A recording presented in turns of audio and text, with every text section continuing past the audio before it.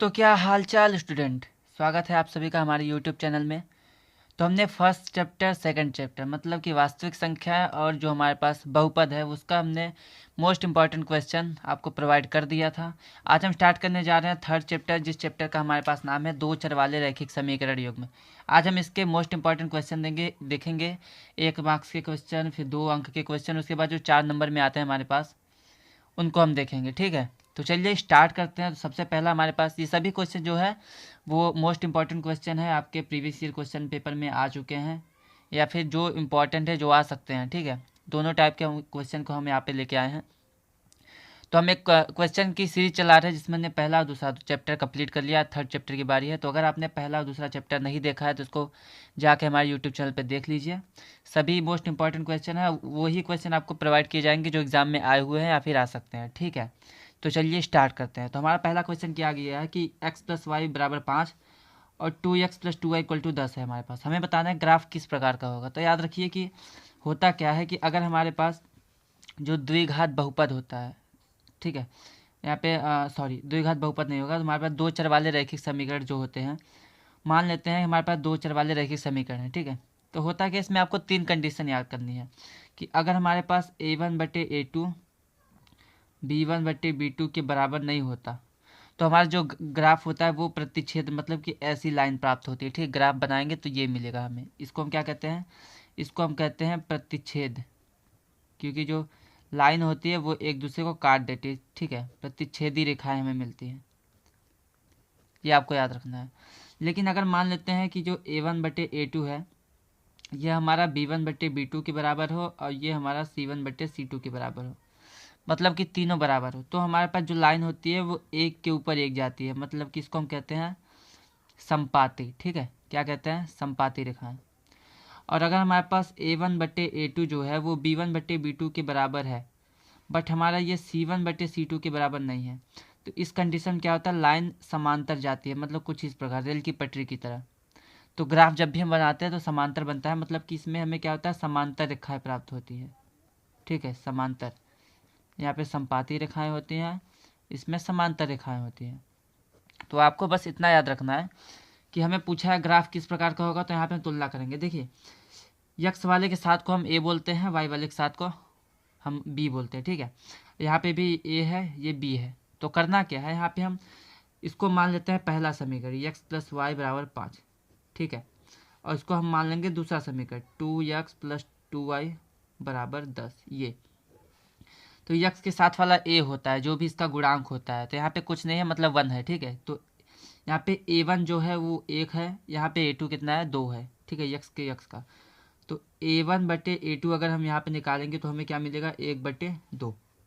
ठीक, और अगर हम यहाँ पे इसी में हम b1/b2 निकालते हैं तो b1/b2 अगर निकालेंगे हम तो हमें क्या दिख रहा है, y का गुणांक 1 है, y के दूसरे वाले में गुणांक कितना है, 2 है, तो यहाँ पे ये भी 1/2 आ गया। अगर हम c1/c2 निकालते हैं, ठीक है, c1/c2, c1 मतलब ये जो हमारे पास नंबर है इसकी बात हो रही है, तो ये 5 और 10, तो 5/10 हो जाएगा। अब 5/10 को अगर हम सॉल्व करेंगे तो 5×1 = 5, 5×9 = 10, मतलब कि c1/c2 भी कितना आएगा, 1/2। तो यहाँ पे हमें दिख रहा है कि जो a1/a2 है वो 1/2 है, b1/b2 भी 1/2 है, c1/c2 भी 1/2 है, मतलब तीनों बराबर हैं। तो ये वाली कंडीशन हमें मिल रही है। ठीक है, a1/a2 बराबर b1/b2 बराबर c1/c2। इसका मतलब क्या है कि रेखाएं संपाती होंगी, इसका मतलब कि इसके अनेक हल होंगे। ठीक है, तो ग्राफ किस प्रकार का होगा, तो ग्राफ हमारे पास संपाती रेखाएं प्राप्त होंगी ग्राफ में। चलिए आगे बढ़ते हैं अगले क्वेश्चन की तरफ। तो स्टूडेंट यहाँ पे हमारे पास अगला क्वेश्चन क्या दिया गया है कि हमें बोला गया है कि यदि दो रेखाएं समांतर होती हैं तो हल की संख्या कितनी होती है। ठीक है, दो रेखाएं समांतर होती है। अभी हमने क्या पढ़ा है कि जब भी हमारे पास a1/a2 बराबर b1/b2 और ये c1/c2 के बराबर नहीं तो रेखाएं समांतर होती हैं। अब आपको याद रखना है कि दो लाइन, ठीक है, जितनी बार टकराती हैं, जितनी बार टच होती हैं, हमें हमारे पास उतने हल मिलते हैं, उतना मान मिलता है। ठीक, तो समांतर वाले में क्या होता है कि दो रेखाएं एक साथ चलती रहती हैं इस प्रकार से, जैसे रेल की पटरी जाती है, तो कभी मिलती नहीं, इसलिए हमें कोई हल नहीं मिलता। ठीक है, तो इसका आंसर क्या होगा कि समांतर रेखाएं, यदि दो रेखाएं हमारे पास समांतर हो, ठीक है, यदि दो रेखाएं समांतर हो तो कोई हल प्राप्त नहीं होता। ठीक है, कोई हल नहीं मिलता या कोई हल प्राप्त नहीं होता। ठीक। तो हमें हल की संख्या बोले मतलब कोई हल नहीं मिला, हल की संख्या 0 हो जाएगी। ठीक है, तो ये हमारे पास आंसर है। ये आपके 1 मार्क्स में क्वेश्चन पूछ सकता है। ठीक है, चलिए बढ़ते हैं अगले क्वेश्चन की तरफ। तो अगला क्वेश्चन में क्या बोला है कि रैखिक समीकरण के युग्म का जो अद्वितीय हल कब होता है। तो कब होता है, तो हमने अभी पढ़ा है कि जब A1/A2 और ये B1/B2, ठीक है, जब A1/A2 B1/B2 के बराबर नहीं होता तो हमें अद्वितीय हल प्राप्त होता है। तो ये आपका आंसर है। तो देखिए यहाँ पे हमने 3 क्वेश्चन लगाए हैं। ठीक है, यहाँ पे 3 क्वेश्चन, तीनों क्वेश्चन 1 मार्क्स के हैं। कितने मार्क्स के? 1 मार्क्स के। ये आपके MCQ में पूछा जा सकता है। ठीक है, तो अगर हम आपसे पूछेगा किस प्रकार का ग्राफ प्राप्त होगा, आपके पास ऑप्शन होंगे, तो आपको सबसे पहले तुलना करनी पड़ेगी तीनों कंडीशन में से। 3 कंडीशन यहाँ पे हमारे पास है। अगर ऐसा होगा तो हम कहेंगे प्रतिच्छेदी रेखाएं मिलेंगी, अगर ऐसा होगा तो संपाती रेखाएं, अगर ऐसा होगा तो समांतर रेखाएं। फिर अगर हमारे पास बोल दे कि अगर 2 रेखाएं समांतर हो तो हल की संख्या कितनी होगी, तो 0, मतलब कोई हल नहीं मिलेगा, मतलब 0। ठीक है, क्योंकि समांतर जा रही है, कभी भी टच नहीं करेंगी। और अगर तीसरा हमारे पास क्वेश्चन आ जाए कि यदि हमारे पास अद्वितीय हल कब प्राप्त होता है, तो इस कंडीशन में अद्वितीय हल प्राप्त होता है। ठीक है, समांतर कब होता है, जब हमारे पास A1/A2 बराबर B1/B2 और ये बराबर C1/C2 ये बराबर ना हो। ठीक है, इस कंडीशन समांतर में होता है। और अगर A1/A2 बराबर B1/B2 बराबर C1/C2, अगर तीनों हमारे पास बराबर हो जाए अनुपात, तो हमारे पास ये क्या होता है, संपाती रेखाएं होती है। तीनों आपसे आपसे पूछ सकता है आपके एग्जाम में। तो ये आपके 1 मार्क्स से क्वेश्चन थे। चलिए स्टार्ट करते हैं 2 मार्क्स से क्वेश्चन जो आपके एग्जाम में आए हुए हैं। तो चलिए स्टूडेंट अब एक क्वेश्चन देख लेते हैं। ये क्वेश्चन अब हम जो क्वेश्चन लगाने जा रहे हैं ये सभी क्वेश्चन 2 मार्क्स के हैं। ठीक है, 2 अंक के क्वेश्चन हैं। हमने 3 क्वेश्चन किए 1 नंबर वाले, अब देखेंगे 2 नंबर वाले जो आपके एग्जाम में आए हुए हैं। तो हमें बोला गया है कि निम्न समीकरण को हमें ग्राफी विधि से हल करना है, मतलब ग्राफ बनाना है। ठीक है, और हलों की प्रकृति मतलब किस प्रकार के हल मिलेंगे, कि हमारे पास एक हल मिलेगा या फिर अनेक हल मिलेगा या फिर कोई हल नहीं मिलेगा, ये हमसे पूछा गया है। ठीक है, तो चलिए इसको स्टार्ट करते हैं। सबसे पहले देखिए ग्राफी विधि से हल करने के लिए क्या होता है कि हम सबसे पहले यक्स और वाई की वैल्यू निकालते हैं। ठीक है, तो हम मान लेते हैं कि हमारे पास जो यक्स प्लस वाई बराबर 6, ये इसको हम पहला समीकरण मान लेंगे। ठीक है, तो इसमें क्या करना है, आपको सबसे पहले इस प्रकार से खाने बनाने हैं, कुछ इस तरह से ये। ठीक है, यहाँ पे यक्स हो जाएगा, यहाँ पे वाई। अब क्या करना है, इसी समीकरण से हमें यक्स वाई की वैल्यू यहाँ निकाल के रखनी है। अब किस प्रकार से रखेंगे, चलिए ध्यान से देखिए। तो यहाँ पे यक्स प्लस वाई बराबर 0 है ना। अभी देखिए हम क्या करेंगे, एक बार यक्स की वैल्यू 0 मान लेंगे और एक बार वाई की वैल्यू 0 मान लेंगे। ठीक है, ध्यान से देखिए। तो हमारे पास यक्स प्लस वाई बराबर 6 है ना। अगर हम इसमें यक्स का मान निकालेंगे इस वाले में, तो यक्स बराबर हमें क्या मिलेगा, तो वाई अगर इधर जाएगा तो हो जाएगा 6 माइनस वाई। ठीक है, अब अगर इसमें से वाई का मान निकालेंगे तो वाई बराबर क्या हो जाएगा, यक्स माइनस 6 माइनस यक्स हो जाएगा। ठीक है, वाई इधर भेजेंगे तो यक्स बराबर 6 माइनस वाई यहाँ पे, और अगर यक्स को इधर भेजेंगे तो वाई बराबर 6 माइनस यक्स यहाँ पे। अभी देखिए अगर हम वाई की वैल्यू 0 मान लेते हैं, यहाँ पे अगर 0 मानेंगे, तो अगर वाई 0 लेंगे यहाँ पे, तो वाई 0 हो गया, मतलब यक्स बराबर 6, 6 में 0 गया 6 आ जाएगा। ठीक है, और अगर यक्स को 0 मान लेते हैं, अगर इसको हम 0 ले लेते हैं, यक्स वाली वैल्यू 0 ले लेते हैं यहाँ पे, तो 6 में 0 गया तो वाई बराबर 6 मिल जाएगा। तो ये हमारे पास आ गया। ठीक है, अब चलिए दूसरे समीकरण को हल करते हैं। तो हम यहाँ पे हमें दिया है इसको इस प्रकार से खींच लेते हैं सबसे पहले। तो यहाँ पे दिया है यक्स माइनस वाई बराबर 2। ठीक है, इसमें भी हम यक्स और वाई की वैल्यू रखने के लिए इससे डब्बा बना लेंगे। आपको इसी प्रकार से करना है एग्जाम में। ये सबसे आसान तरीका होता है जिससे हमें बिंदु निकल जाते हैं। ठीक है, अब क्या करना है, यहाँ पे भी यक्स वाई लिख देना है। अब यहाँ पे देखिए अगर हम यहाँ पे यक्स का मान निकालेंगे तो माइनस वाई इधर आएगा, प्लस का वाई हो जाएगा, मतलब कि 2 प्लस वाई। और अगर हम वाई निकालना चाहते हैं वाई, तो क्या करेंगे, माइनस का वाई इधर जाएगा तो प्लस का वाई, और 2 इधर आएगा माइनस का। देखिए यहाँ पे y बराबर हो जाएगा हमारे पास x माइनस 2। किस प्रकार से आया है मैं आपको समझा देना चाहता हूँ। यहाँ पे अगर माइनस का y इधर जाएगा तो प्लस का y, y को उधर छोड़ दीजिए, प्लस का y, और फिर 2 को इधर भेज दिए तो x माइनस 2 हो जाएगा, माइनस वाई इधर गया प्लस वाई, तो यहाँ पे x माइनस 2 बराबर y, मतलब कि y बराबर x माइनस 2। ठीक है, अब क्या करेंगे, अगर यहाँ पे y का मान 0 लेते हैं यहाँ पे, तो y में 0 अगर लेते हैं तो x हमारे 2 मिलेगा, क्योंकि 2 प्लस 0 2 ही होता है, तो यहाँ पे 2 आ जाएगा। लेकिन अगर यहाँ पे हम क्या करेंगे, यहाँ पे अगर यक्स का मान 2 लेते हैं, ठीक है, 2 में से 2 गया 0, यक्स का मान अगर हम 2 ले लेते हैं, यहाँ पे यक्स अगर 2 लिया जाए तो वाई 0 आ जाएगा। अभी करना क्या है, हमें यक्स को 0 लेना है। ठीक है, अगर यक्स को 0 लेंगे तो y बराबर कितना आएगा, 0 में से -2 गया तो -2 आ जाएगा। ठीक है, अब हमें क्या करना है, इसका ग्राफ बनाना है। चलिए ग्राफ बनाते हैं। ग्राफ बनाने क्या करेंगे, सबसे पहले एक x अक्ष खींचेंगे और एक y अक्ष खींचेंगे। ठीक है, तो यहाँ पे ये हमारे पास y अक्ष हो गया और ये हमारे पास यहाँ पे x अक्ष हो गया। अब बिंदु को लिख लेते हैं। तो ये हमारे पास 1 2 3 4 5 6 7।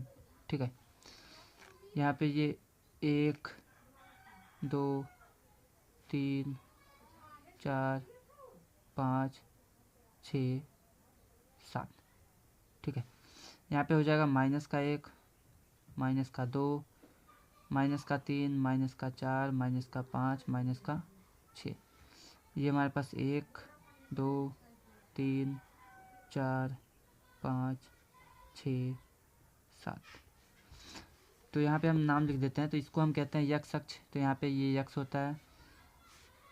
ठीक है, ये x डैश होता है, ये y होता है और ये y डैश होता है। ठीक है, और यहाँ पे ध्यान देखिए, अब हम ग्राफ बनाने जा रहे हैं।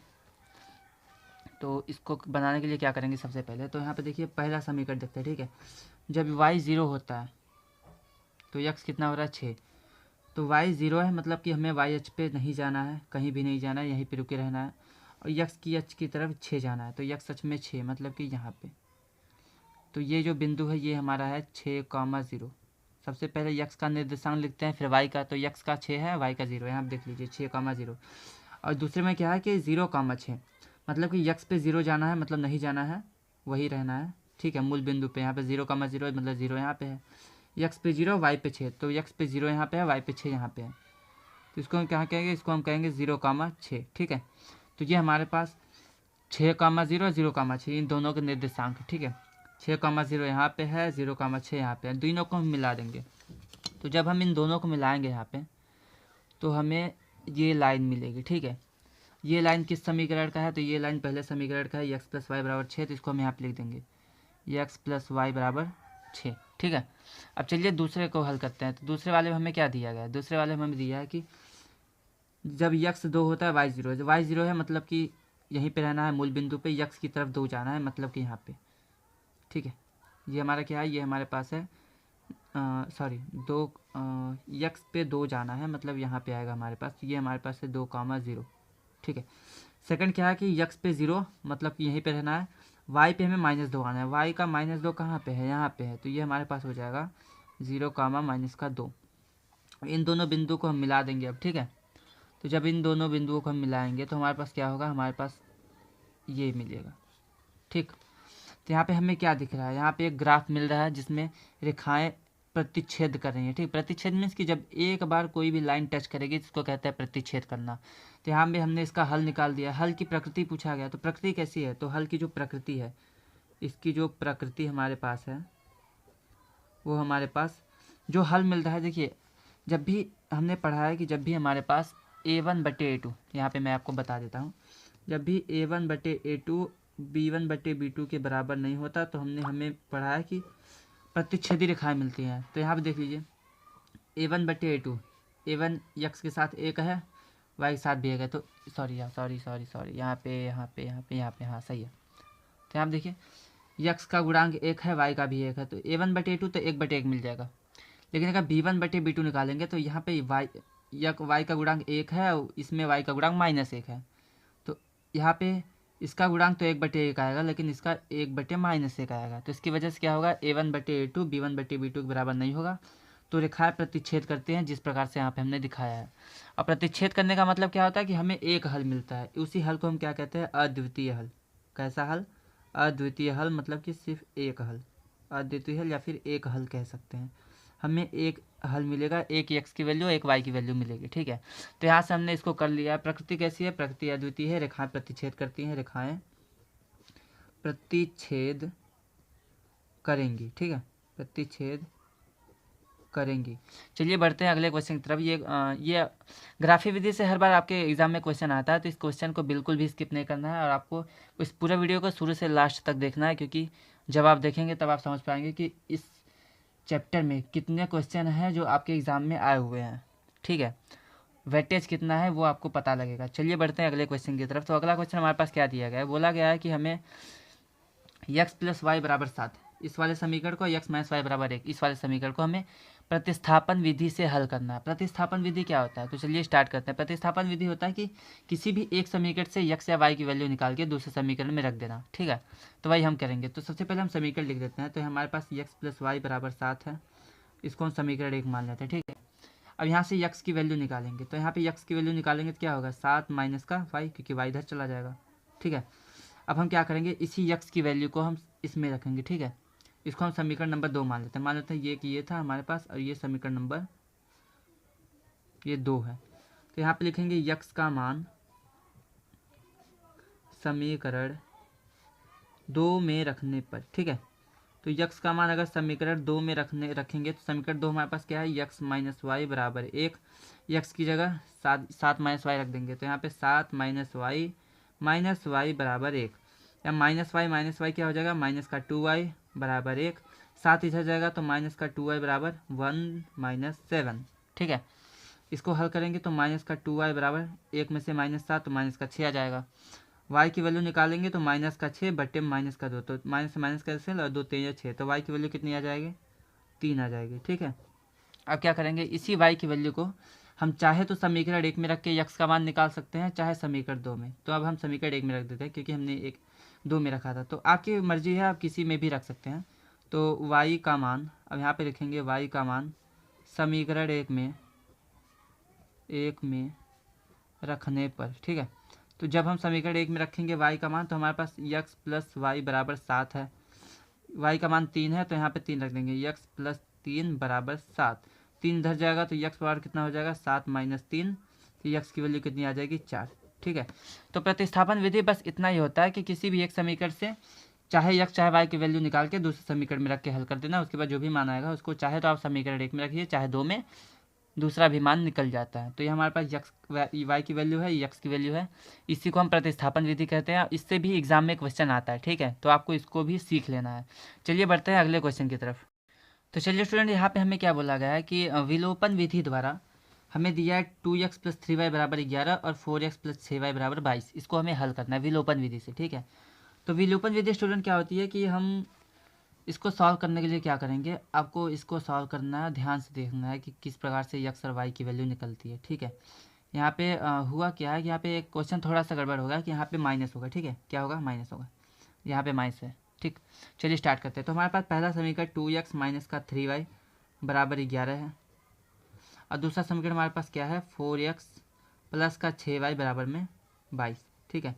तो ये हमारे पास 2 समीकरण है। अब दोनों समीकरण को हमें हल करने के लिए क्या, विलोपन विधि को होता है विलुप्त करना। विलोपन मतलब विलुप्त करना। चाहे तो आप x को गायब कीजिए, चाहे y को, किसी भी एक चर को हमें गायब करना है, चाहे x चाहे y।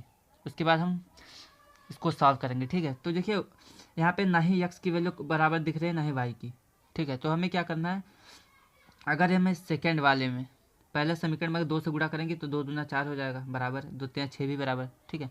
तो हम समीकरण 1 में 2 से गुणा करेंगे, ठीक है। तो समीकरण 1 में 2 से गुणा करने पर, तो जब हम गुणा करेंगे 2 से, तो ये इसमें 2 का गुणा करेंगे तो 2 दूना 4x, ये 2 3 6y, और 11 में 2 का गुणा करेंगे तो ये 22 हो जाएगा, ठीक है। इसको हम मान लेते हैं समीकरण नंबर 3। अब क्या करेंगे, दूसरे और तीसरे समीकरण को हम घटा देंगे, ठीक है। तो समीकरण 2 तथा 3 को घटाने पर, तो देखिए जब घटाएंगे तो हमारे पास दूसरा समीकरण क्या है, 4x प्लस का 6y बराबर 22 है, और तीसरा समीकरण है 4x माइनस का 6y बराबर 22 है, ठीक है। अब याद रखना है, जब भी हम घटाते हैं तो निशान चेंज हो जाता है। चेंज होने का मतलब कि यहाँ पे प्लस है तो यहाँ माइनस, ये माइनस है तो ये प्लस, और यहाँ पे माइनस आ जाएगा, ठीक है। अब 4x से 4x कैंसिल हो जाएगा, ये प्लस का 6y, नीचे भी प्लस का 6y है, मतलब कि 12y मिल जाएगा।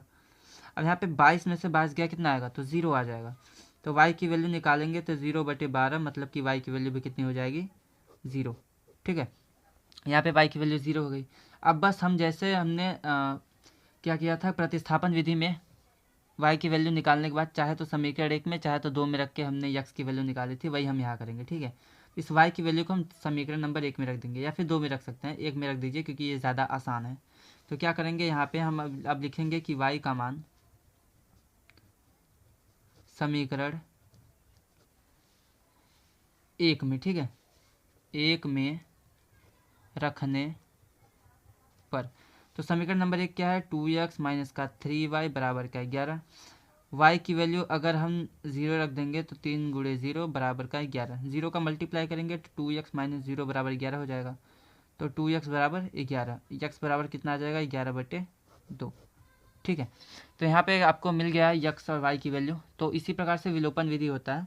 चलिए अब देखते हैं कि जो 4 मार्क्स से क्वेश्चन आते हैं, ये सभी क्वेश्चन आपके 2 मार्क्स के थे, ठीक है, 2 अंक के क्वेश्चन थे। अब हम देखेंगे 4 अंकों के क्वेश्चन, ठीक। तो चलिए 4 अंकों का क्वेश्चन जो हमारे पास प्रीवियस ईयर क्वेश्चन पे है, ये आपके एग्जाम में आया हुआ है। तो सबसे पहला क्वेश्चन देख लेते हैं जो 4 नंबर का है। तो बोला क्या है कि दो संख्याओं का योग 27 है और अंतर 3 है, तो हमें संख्या ज्ञात करनी है, ठीक है। देखिए यहाँ पे दो संख्या है, दोनों को जोड़ने पे 27 आता है लेकिन घटाने पे 3 आता है। तो यहाँ पे आपको तुक्का मार के तो आंसर बताना नहीं है, आपको सॉल्व करके दिखाना है एग्जाम में, जिससे आपको पूरे अंक मिलेंगे। तो क्या करना है उसके लिए, दो संख्याएं तो हम मान लेंगे कि माना पहली संख्या यक्स और दूसरी वाई हो जाएगी, ठीक है, क्योंकि यहाँ पे हमें यक्स वाई में सब कुछ डील करना है, क्योंकि चैप्टर का नाम हमारे पास 2 चर वाले, तो 2 चर हमें मानने पड़ेंगे। तो माना पहली जो संख्या है, पहली संख्या क्या है, पहली संख्या यक्स तथा दूसरी संख्या जो है दूसरी संख्या y है, ठीक है। पहली संख्या x और दूसरी संख्या y है। तो बोला दोनों का योग जोड़ने पे 27 होता है, मतलब कि x प्लस वाई कितना हो जाएगा, ये हो जाएगा 27।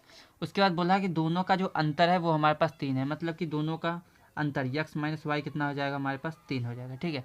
अब हमें इन दोनों समीकरण को हल करना है और x और y की वैल्यू निकाल दी है, उसके बाद हमें संख्या पता हो जाएगी। तो चाहे तो आप इसमें प्रतिस्थापन विधि लगा सकते हैं या फिर विलोपन विधि भी लगा सकते हैं। तो मैं क्या करूँगा, मैं इसको समीकरण 1 मानूंगा, इसको 2 मानूंगा। और देखिए ऊपर हमने क्या किया था, ऊपर हमने दोनों समीकरण को घटाया था ना। हम यहाँ पे क्या कर सकते हैं, यहाँ पे नीचे वाले क्वेश्चन में हम घटा भी सकते हैं, जोड़ भी सकते हैं। तो स्टूडेंट हम क्या करेंगे, इस समीकरण में देखिए यक्स की वैल्यू भी बराबर दिख रही है और वाई की वैल्यू भी बराबर दिख रही है। अगर हम घटाएंगे तो यक्स वाला माइनस होगा क्योंकि निशान चेंज हो जाएगा, लेकिन अगर जोड़ते हैं तो वाई वाला कैंसिल हो जाएगा। तो अभी हमने आपको घटा के दिखाया, अब हम जोड़ के दिखाएंगे, ठीक है। तो यहाँ पे लिखेंगे समीकरण 1 तथा 2 को जोड़ने पर, ठीक है, चलिए जोड़ने पर। तो जब हम यक्स प्लस वाई बराबर 27 और यक्स माइनस वाई बराबर 3 को जब जोड़ेंगे, तो याद रखना है कि जोड़ते टाइम निशान चेंज नहीं होता, मतलब कि जो जैसा है वैसा ही रहेगा। तो यक्स एक्स मिलकर 2x हो जाएंगे, minus Y plus Y cut जाएगा हमारे पास, और 27 और 3 हो जाएगा 30, ठीक है। यहाँ पे यक्स बराबर निकालेंगे तो 30/2 हो जाएगा, इसको सॉल्व करेंगे तो यक्स का मान कितना आ जाएगा, 15। तो यहाँ पे आप देख रहे हैं यक्स का मान हमें 15 मिल चुका है। चाहे तो 15 को आप समीकरण 1 में रख दें, चाहे 2 में, 2 आपको सीधा थोड़ा आसान दिख रहा है तो हम 2 में रख लेते हैं, ठीक है। तो समीकरण सॉरी जो यक्स का मान है, यक्स का मान समीकरण किस में रखेंगे, समीकरण हम 1 में रख देंगे, ठीक है। यक्स का मान समीकरण 1 में रखने पर, तो जब समीकरण 1 में रख देंगे तो हमारे पास यक्स माइनस वाई, सॉरी 2 में रख देते हैं, 2, ठीक है, इसमें रखेंगे, इस वाले में। यक्स माइनस वाई बराबर 3 दिया है, यक्स का मान 15 है, तो 15 माइनस वाई बराबर 3। अब 15 को उधर भेजेंगे तो क्या हो जाएगा, वाई बराबर माइनस वाई बराबर 3 माइनस का 15। अगर हम 3 में से 15 घटाते हैं तो क्या हो जाएगा, तो हमारे पास आएगा माइनस का 12। माइनस से माइनस कैंसिल, तो वाई का मान कितना आ जाएगा, 12। अभी ध्यान से देखिए, अगर हम 15 में से 12 घटाएंगे तो 3 हमें मिल जाएगा, 15 12 जोड़ देंगे 27 मिल जाएगा। मतलब कि ये जो यक्स और वाई का मान है वो हमारे पास सही आया है। ये आपके एग्जाम में 4 मार्क्स का क्वेश्चन आता है, तो आपको बिल्कुल भी स्किप नहीं करना है। चलिए बढ़ते हैं, 2 क्वेश्चन और है जो आपके एग्जाम में आए हुए हैं, तो उसको देख लेते हैं। तो स्टूडेंट ये भी आपके पास एक 4 मार्क्स का 4 अंक का क्वेश्चन है जो आपके एग्जाम में आया हुआ है। तो बोला क्या गया कि 2 पेन और 3 पेंसिल की कीमत 19 रुपये है, 4 पेन और 6 पेंसिल की कीमत 38 रुपये है। तो हमें 1 पेन और 1 पेंसिल की कीमत पता करनी है, ठीक है। तो यहाँ पे देखिए 2 चीज़ें हैं, एक तो पेन है एक तो पेंसिल है, तो हम उसको मानेंगे, ठीक है। तो यहाँ पे लिख देंगे कि माना एक पेन की जो कीमत है, एक पेन की कीमत उसको हम मान लेंगे यक्स रुपये, ठीक है। और एक पेंसिल की जो कीमत है, पेंसिल की कीमत उसको हम मान लेंगे वाई रुपये, ठीक है। तो हमें क्या बोला है कि 2 पेन 3 पेंसिल, 2 पेन है तो हमारे पास 2x हो जाएगा, प्लस 3 पेंसिल हो तो 3y, दोनों का खर्च कितना है, कीमत कितनी है दोनों की, 19 रुपये। तो ये समीकरण 1 बन जाएगा। उसी प्रकार से 4 पेन है तो एक पेन यक्स का है तो 4 पेन 4x, ठीक है, प्लस में 6 पेंसिल है तो यहाँ पे वाई है तो हमारे पास हो जाएगा 6y। इसकी कीमत कितनी बोली गई है तो 38 रुपये बोली गई है। ठीक है, ये हमारे पास समीकरण नंबर 2 हो जाएगा। अब हमें बोला गया है कि इसी को हमें सॉल्व करना है, एक पेन और एक पेंसिल की कीमत पता करनी है। तो चलिए इसको स्टार्ट करते हैं, इसको सॉल्व करते हैं। इसको सॉल्व करने के लिए क्या करेंगे हम, यहाँ पे दोनों समीकरण में देख रहे हैं आप, यहाँ पे ये 2 है, ये 4 है, ये 3, 6, ये 19, 38। ठीक है, दोगुना दिख रहा है ना, दोगुना दिख रहा है तो हम क्या करेंगे, दोनों को बराबर करना है हमें।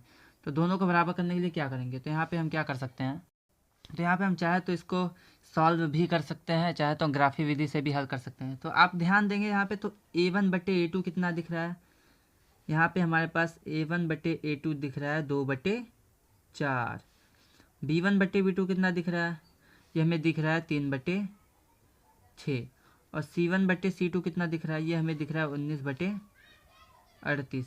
अगर इसको हम सॉल्व करेंगे तो 2 1 2, 2 2 4, 1/2 आएगा, 3 1 3, 3 2 1/2 आएगा, 19 से कम 19, 19 दूना 38, 1/2 आ जाएगा। मतलब कि यहाँ पे क्या दिख रहा है कि a1/a2 जो है वो b1/b2 के बराबर है, ये c1/c2 के बराबर है। इसका मतलब क्या है, इसका मतलब है कि ये किस स्थिति में होता है हमारे पास, तो ये तब होता है जब रेखाएं समपाती होती हैं। कैसी होती हैं, समपाती होती हैं, समपाती होती हैं। तो संपातिक कंडीशन में क्या होता है कि इसके अनेक हल होते हैं। कितने हल होते हैं, अनेक हल होते हैं, एक से ज़्यादा हल होते हैं, इसीलिए हम x y की वैल्यू नहीं निकाल सकते। ठीक है, चलिए मैं आपको इसको सॉल्व करके दिखा देता हूँ कि किस प्रकार से मैं नहीं निकाल सकता, कि क्वेश्चन नहीं निकाल सकता। ठीक है, अगर हम इसमें 2 का मल्टीप्लाई करते हैं तो यहाँ पे क्या करेंगे, हम समीकरण 1 में 2 से गुणा करने पर, तो अगर हम समीकरण 1 में 2 से गुणा कर देते हैं, ठीक है, 2 से गुणा करने के बाद हमें क्या मिलेगा, 2 से गुणा करने के बाद ये 2 दूना 4x हो जाएगा, ये 2 3 6y मिल जाएगा, और ये 19 का 2 गुणा करेंगे तो 38 मिल जाएगा। ठीक है, तो ये हमारे पास समीकरण नंबर 3 हो गया। और अगर हम समीकरण नंबर 3, समीकरण 3 व 4 को, सॉरी 3 व 2 को घटा दे, ठीक है, 3 व 2 को घटाने पर, तो अगर ये जो समीकरण 3 और 4 देख रहे हैं आप, दोनों सेम टू सेम है ना, तो अगर घटाएंगे तो पूरा पूरा कट जाएगा। तो चलिए मैं दिखा देता हूँ, 4x + 6y बराबर 38, 4x + 6y बराबर 38, क्योंकि दोनों सेम टू सेम है। तो अगर हम घटाएंगे तो ये माइनस माइनस माइनस, ये भी कैंसिल, ये भी कैंसिल, ये भी कैंसिल, तो हमें कोई भी हल नहीं निकल पाएगा। इसका मतलब कि हम ना ही x की वैल्यू निकाल सकते हैं और ना ही y की वैल्यू निकाल सकते हैं। ठीक है, तो इस कंडीशन में क्या होता है कि हम तुलना करेंगे दोनों में x के गुणांक की और y के गुणांक की तुलना करेंगे। तुलना करने के बाद क्या हमें मिलेगा, तुलना करने के बाद हमें मिल रहा है कि a1/a2, b1/b2 और c1/c2 तीनों का मान बराबर है, मतलब रेखा संपाती होती है। एक से ज़्यादा हल मिलेंगे, तो जब एक से ज़्यादा हल मिलेंगे तो हम कोई भी एक हल नहीं पता कर सकते। ठीक है, क्योंकि x और y की अलग अलग मान आएगा। तो इसके लिए हमारे पास ये जो x और y है इसके अनेक हल होंगे, इसलिए हमें इसका हल ज्ञात करना संभव नहीं है, ज्ञात नहीं कर पाएंगे। ठीक, चलिए आगे बढ़ते हैं अगले लास्ट क्वेश्चन की तरफ, जो आपके एग्जाम में आया हुआ है। ये डेफिनेटली क्वेश्चन पेपर में आपको दिखेगा। तो चलिए इसको सॉल्व कर लेते हैं। ठीक है, तो इस क्वेश्चन में बोला क्या गया है कि बोला गया है हमारे पास एक आयताकार खेत है। ठीक है, क्या दिया गया है, तो हमें बोला गया है कि एक आयताकार खेत, ठीक, खेत का परिमाप 40 सेंटीमीटर है। अब बोला गया है कि इसकी लंबाई चौड़ाई से 4 अधिक है, तो हमें खेत की लंबाई और चौड़ाई ज्ञात करनी है। ठीक है, तो चलिए इसको सॉल्व करते हैं। तो हम मान लेंगे कि माना खेत की जो लंबाई है, खेत की लंबाई वो हमारे पास x है, और जो चौड़ाई है हमारे पास वो हमारे पास y है। ठीक है, तो खेत का परिमाप क्या होता है, खेत आयताकार है तो आयत का परिमाप क्या होता है, तो आयत का परिमाप होता है 2 ब्रैकेट में लंबाई प्लस चौड़ाई। तो हम यहाँ पे लिख देंगे 2, ठीक है, ब्रैकेट में लंबाई x है, चौड़ाई y है, 2 ब्रैकेट में लंबाई प्लस चौड़ाई। और ये हमारे पास कितना दिया है, ये 40 सेंटीमीटर दिया है। ध्यान से देख लीजिए, आयत का जो परिमाप होता है, आयत का परिमाप वो होता है 2 गुणे लंबाई प्लस चौड़ाई। तो हमने परिमाप 40 दिया है, लंबाई हमारे पास x है, चौड़ाई y है, तो 2 ब्रैकेट में x + y बराबर 40 हो जाएगा, ये आ जाएगा। ठीक है, इसको अगर सॉल्व करेंगे तो क्या होगा, x + y बराबर 2 गुणे में इधर जाएगा भाग में, तो 40/2 मतलब कि x + y बराबर 20। ठीक है, ये हमारे पास समीकरण 1 मिल जाएगा। दूसरा क्या बोला गया है कि जो लंबाई है चौड़ाई से कितनी ज़्यादा है, 4 अधिक है। तो लंबाई चौड़ाई से 4 ज़्यादा है ना, तो अगर हमें तो दोनों के बीच डिफरेंस कितना होगा, अंतर कितना होगा, ये 4 ज़्यादा है मतलब दोनों के बीच जो अंतर है वो 4 का अंतर है, ठीक है। लंबाई 4 कम है, वो 4 ज़्यादा है, मतलब कि दोनों के बीच जो अंतर है, लंबाई का जो अंतर है वो 4 सेंटीमीटर का अंतर है, ठीक है, 4 सेंटीमीटर का डिफरेंस है। अब क्या करेंगे, इसको समीकरण नंबर 2 मान लेते हैं। दोनों को हम क्या करेंगे, चाहे जोड़ दीजिए चाहे घटा, तो हम जोड़ देते हैं, ठीक है। जोड़ने से क्या होगा कि यहाँ पे प्लस वाई दिख रहा है, यहाँ पे माइनस वाई, तो वाई से वाई कैंसिल हो जाएगा। तो यहाँ पे लिख देंगे समीकरण 1 तथा 2 को, समीकरण 1 तथा 2 को जोड़ने पर, आप घटा भी सकते हैं, ठीक है, जोड़ने पर वाई से वाई कैंसिल, यक्स एक्स मिलकर 2x हो जाएगा बराबर 20 और 4 24। तो यहाँ पे यक्स की वैल्यू कितनी हो जाएगी, 24/12।